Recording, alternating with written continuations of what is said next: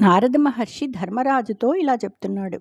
మనుష్య శరీరం అనే రథాన్ని తన అధీనం చేసుకుని పరమభాగవతుల పాదపద్మాల సేవ వలన కలిగిన విజ్ఞానం అనే పదునైన కత్తిని ధరించి శ్రీమన్నారాయణుని కృపాకటాక్ష బలం చేత రాగాది శత్రువులను నిర్మూలించాలి.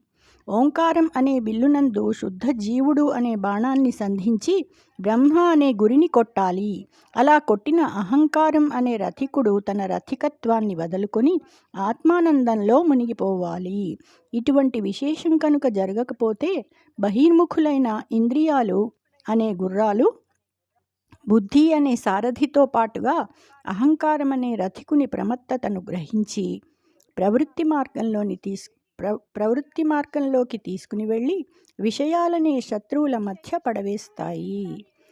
విషయ శత్రులెల్ల విక్రాంతి తోడ సారథి సమేతుడైన రథికు బట్టి యుక్రతిమిర మృత్యుయుతమగు సంసార కూపమధ్యమందుగూల్తు రథిప ఆ విషయాలనే శత్రువులన్నీ విజృంభించి సారథితో సహా రథికుని పట్టుకుని ఉగ్రమైన అంధకారం వంటి మృత్యువుతో కూడిన సంసార కూప మధ్యంలోకి తోసివేస్తాయి. జయ శ్రీకృష్ణ.